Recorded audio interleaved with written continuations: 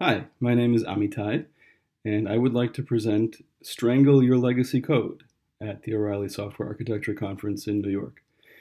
This is a hands-on workshop. I've done it in 75 minutes or so at conferences and meetups recently, and on my coding tour, which I'm doing for the summer. This is a hands-on workshop. It involves the Strangler pattern, and it involves it around an SMTP server written in 1998 in C that we do not find it enjoyable or safe or cost-effective to add new features to. That's the scenario that we're in. And so I, on my 20% time, have made a strangler, thinking this might help us deliver the next features more cheaply. The strangler is written in Python, which, nobody has to know that language specifically to do a decent job programming with it. And that's what we're going to do. We're going to do it hands-on using mob programming. About 12 of the participants can be part of the mob, and the remaining 15 to 20 can observe. The mob will have, as mobs always do, a driver and a navigator. The driver is the one with the keyboard who is merely listening to the ideas that the group has and taking them down. The navigator is the primary person offering the ideas, and of course it's my workshop. I know the most about this code. I'll do a lot of navigating, but everybody will get a chance to do that themselves. The rotations are fast, 4 minutes at a time.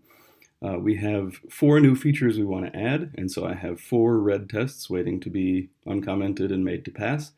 And each of them has to do with extending the SMTP protocol, which again, we do not want to do this in the original C code from 1998. It's expensive and risky. We do have the strangler, and we wanted to see if it's going to help our business work better.